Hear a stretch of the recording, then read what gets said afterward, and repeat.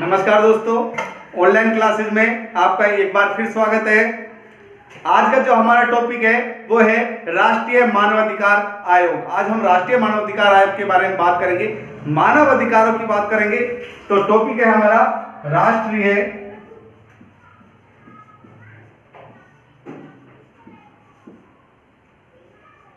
मानवाधिकार आयोग। राष्ट्रीय मानवाधिकार आयोग की आप बात करते हैं। मानवाधिकार आयोग की हम बात करते हैं। राष्ट्रीय मानवाधिकार आयोग एक किस तरह का निकाय है उसकी हम बात करने वाले हैं। तो ये एक संवैधानिक निकाय नहीं है। पहली बात, इंपॉर्टेंट बात है, क्या नहीं है? ये एक संवैधानिक निकाय नहीं है। संवैधानिक निकाय नहीं है, इस बात का ध्यान रखना। कैसा निकाय नहीं है? ये एक संवैधानिक निकाय नहीं है, ये संविधिक निकाय है। कैसा है? संविधिक निकाय। संविधिक निकाय है ना? कौन सा निकाय है? संविधिक निकाय है, संवैधानिक निकाय नहीं है। इंपॉर्टेंट प्रश्न यहीं से बन जाता है राष्ट्रीय मानवाधिकार आयोग के संबंध में कि राष्ट्रीय मानवाधिकार आयोग किस तरीके का निकाय है। तो आपको ये ध्यान रखना है, ये किस तरीके का निकाय है? ये संविधिक निकाय है। अब हम इसके गठन के बारे में बात करेंगे। कब इसका गठन हुआ, किस तरह हुआ, किसकी अध्यक्षता में हुआ, क्या इसे कहा जाता है? तो देखिए, इसे कहा जाता है, राष्ट्रीय मानवाधिकार आयोग को कहा जाता है भारत में मानव अधिकारों का प्रहरी। मानव अधिकारों का प्रहरी कहा जाता है इसको। क्या कहा जाता है? भारत में मानव अधिकारों का प्रहरी इसको कहा जाता है। अगर हम बात करें इसमें, इसकी गठन कब हुआ, तो इसका जो गठन है वो मानव अधिकार संरक्षण अधिनियम के तहत हुआ। वो कब हुआ उसकी बात कर लेते हैं। तो देखिए, गठन की बात करते हैं इसका। तो इसका गठन है वो पहले, ये याद रखना है, 25 सितंबर 1993 को, 25 सितंबर 1993 को एक मानव अधिकार संरक्षण अधिनियम लागू हुआ। कौन सा? मानव अधिकार संरक्षण अधिनियम। ये क्या हुआ? लागू हुआ। और इसके अनुसार ही 12 अक्टूबर 1993 को, इंपॉर्टेंट डेट क्या है? 12 अक्टूबर 1993 को इसकी गठन होता है। किसका गठन होता है? राष्ट्रीय मानवाधिकार आयोग का गठन। गठन कब हुआ राष्ट्रीय मानवाधिकार आयोग का? 12 अक्टूबर 1993 में। किस अधिनियम के तहत हुआ? मानव अधिकार संरक्षण अधिनियम के तहत 12 अक्टूबर 1993 को इसका गठन होता है। इसके गठन किसकी अध्यक्षता में होता है? तो न्यायमूर्ति रंगनाथ। ध्यान रखना, कौन? न्यायमूर्ति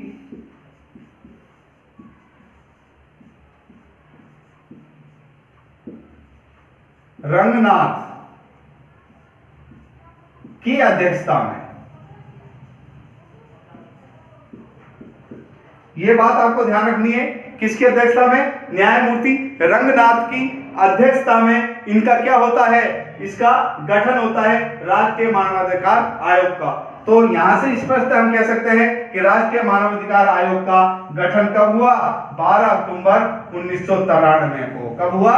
12 अक्टूबर 1993। 12 अक्टूबर 1993, 12 अक्टूबर 1993 को इसका गठन होता है। किसके तहत होता है?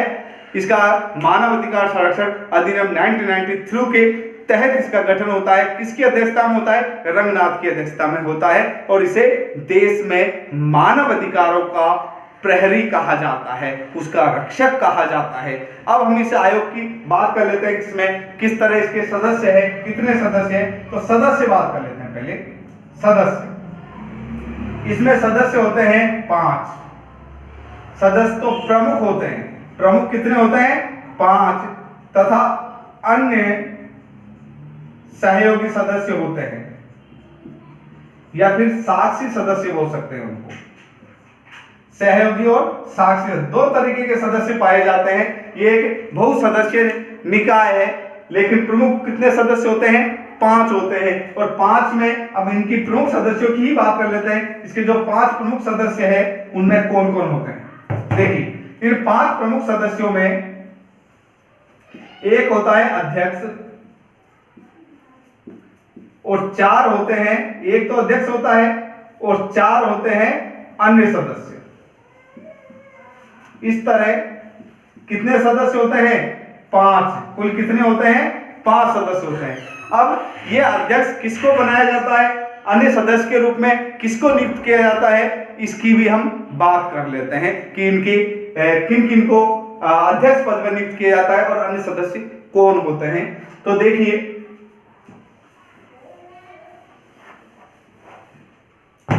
अध्यक्ष,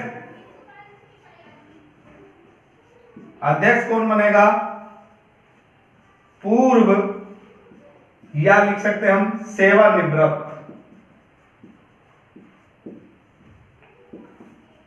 मुख्य न्यायाधीश। कौन बनता है सेवानिवृत्त मुख्य न्यायाधीश, किसका, सर्वोच्च न्यायालय का। ध्यान रखना, सर्वोच्च न्यायालय का अध्यक्ष तो यह बनता है। इसके अलावा जो अन्य सदस्य हैं, अन्य, उसमें 2 सदस्य, कितने, 2 सदस्य मानव अधिकार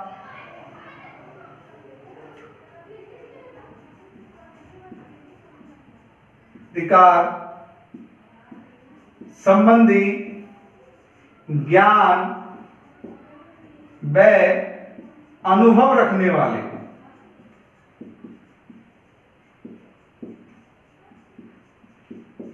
दो सदस्य कौन होते हैं, जो मानव अधिकार संबंधी ज्ञान रखते हैं और अनुभव रखते हैं। उन 2 सदस्यों को भी इसका क्या बनाया जाता है, सदस्य बनाया जाता है। इसके अलावा अन्य सदस्य में एक सदस्य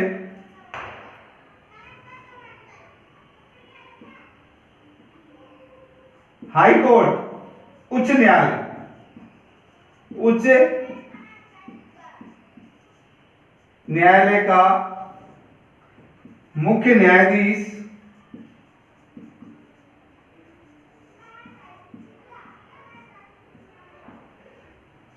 चाहे वो सेवानिवृत्त हो या कार्यरत, कोई सा भी हो सकता है। इसके अलावा बचा एक सदस्य, वो भी सीजेआई होता है, चीफ जस्टिस ऑफ इंडिया, जो सेवानिवृत्त होता है।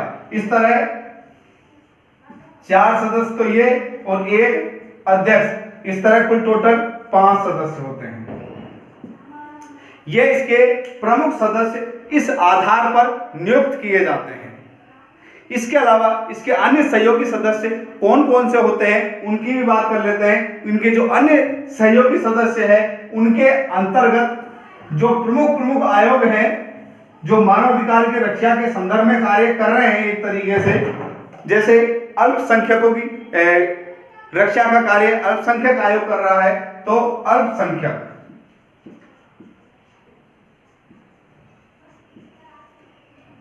अल्पसंख्यक आयोग। इसके अलावा महिलाओं की रक्षा का कार्य, महिलाओं के अधिकारों की रक्षा का कार्य महिला आयोग कर रही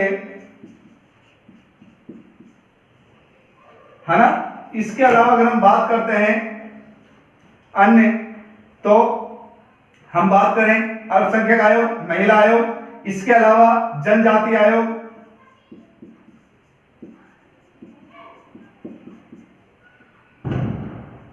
अनुसूचित जाति आयोग,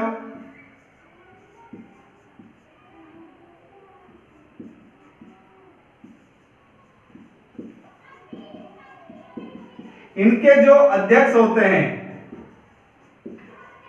वो भी सहयोगी और साक्षी सदस्यों में राष्ट्रीय मानवाधिकार आयोग के सदस्य माने जाते हैं। तो 5 सदस्य तो वो देखे हमने, इसके अलावा अल्पसंख्यक आयोग, महिला आयोग, जनजाति आयोग, अनुसूचित जाति आयोग, इनके जो अध्यक्ष होते हैं वो भी राष्ट्रीय मानवाधिकार आयोग के सदस्य माने जाते हैं, होते हैं। ये बात को आपको ध्यान में रखना है। इसके अलावा अन्य सहयोगी और अतिरिक्त सदस्य हैं ये। इसके अलावा महासचिव होता है, महासचिव और अन्य सदस्यों में महासचिव व अन्य, इसके अंदर जो महासचिव होता है वो भारत सरकार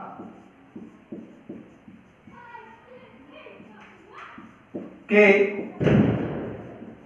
सचिव पद का अधिकारी होता है। ध्यान रखना, भारत सरकार के सचिव पद का अधिकारी व्यक्ति को महासचिव इसमें बनाया जाता है, तथा दूसरे अन्य सदस्यों में पुलिस पुलिस निदेशक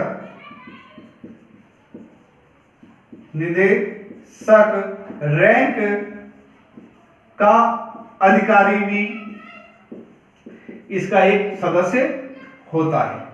ये इनके महासचिव और अन्य सदस्यों की हमने बात की। तो आज हमने देखा राष्ट्रीय मानवाधिकार कौन सा आयोग है, संवैधानिक आयोग नहीं है, संवैधिक आयोग है।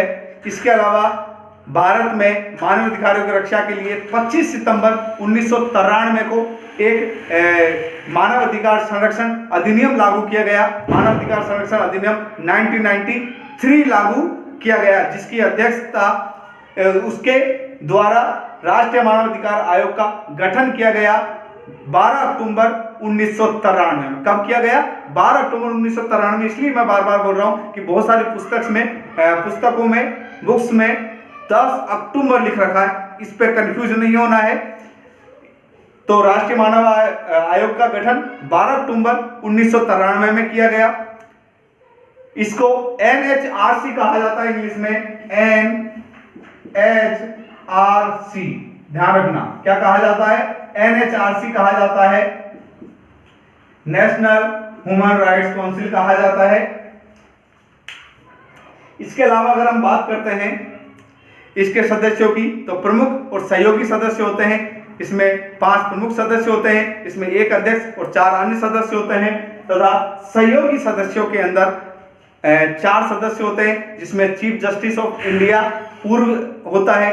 2 सदस्य इस तरह के होते हैं, उसमें 1 अध्यक्ष होता है। इसके अलावा 2 सदस्य इस तरह के होते हैं जो मानवाधिकार के संदर्भ में जानकारी रखते हो, ज्ञान रखते हो, अनुभव रखते हो, इस तरह के 2 सदस्य होते हैं। और एक उच्च न्यायालय के न्यायाधीश को भी एक को बनाया जाता है। इस तरह राष्ट्रीय मानवाधिकार आयोग का एक गठन होता है। अब हम बात करते हैं आगे कि इनकी नियुक्ति किनके द्वारा की जाती है, इनकी नियुक्ति किस तरह होती है, इनका कार्यकाल क्या होता है, उसकी बात कर लेते हैं। चलो इनकी नियुक्ति की बात करते हैं। नियुक्ति, अगर हम इनकी नियुक्ति की बात करें तो हम देखेंगे कि जो इनकी नियुक्ति है वो किसके द्वारा की जाती है, वो की जाती है राष्ट्रपति के द्वारा। राष्ट्रपति के द्वारा इनकी नियुक्ति की जाती है। अब राष्ट्रपति किस तरह करता है इनकी नियुक्ति? तो राष्ट्रपति प्रधानमंत्री की सिफारिश पे करता है। एक प्रधानमंत्री की अध्यक्षता में एक समिति का गठन होता है। किसका होता है? प्रधानमंत्री की अध्यक्षता में एक समिति का गठन होता है। समिति का गठन। अब इस समिति में कौन कौन होते हैं? एक प्रधानमंत्री की अध्यक्षता में एक समिति का गठन होता है। इसमें होते हैं लोकसभा अध्यक्ष, ध्यान रखना लोकसभा अध्यक्ष होता है। एक होता है राज्यसभा का उपसभापति, इसके अलावा लोकसभा व राज्यसभा, लोकसभा अध्यक्ष होता है, राज्यसभा उपसभापति होता है, लोकसभा और राज्यसभा के विपक्ष दल का नेता, विपक्ष दल का नेता, और एक सदस्य जो इसमें होता है इसके अलावा वो होता है गृह मंत्रालय का अध्यक्ष, मंत्रालय का अध्यक्ष होता है, अर्थात गृह मंत्री होता है। इनकी एक समिति का गठन होता है प्रधानमंत्री के द्वारा, और प्रधानमंत्री इनकी अध्यक्षता करता है, कुछ नाम सजेस्ट करता है, उन नामों को के आधार पर उसकी सिफारिश की जाती है राष्ट्रपति के द्वारा, और राष्ट्रपति अपने हस्ताक्षर के द्वारा इन लोगों की राष्ट्रीय मानवाधिकार आयोग के सदस्यों की नियुक्ति करता है।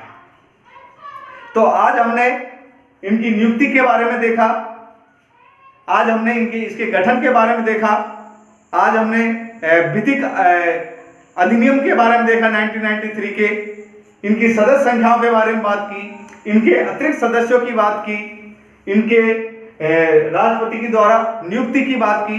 नेक्स्ट वीडियो में हम इनकी नियुक्ति के बाद इनका कार्यकाल कितने वर्ष का होता है, इनका कार्यालय कहां पर है, इनको किस आधार पर अपने पद से हटाया जा सकता है, किसके द्वारा हटाया जा सकता है, इनके कार्य कौन कौन से हैं, किन किन लोगों द्वारा इसके कार्य किस तरह के किन किन लोगों के द्वारा करवाए जाते हैं, किस तरह का ये अपना एक ओहदा रखता है राष्ट्रीय मानवाधिकार भारत के अंदर, क्या इसकी भूमिका है, इसके संदर्भ में एक विस्तृत चर्चा करने वाले हैं हमारे नेक्स्ट वीडियो में। तब तक के लिए धन्यवाद। जय हिंद।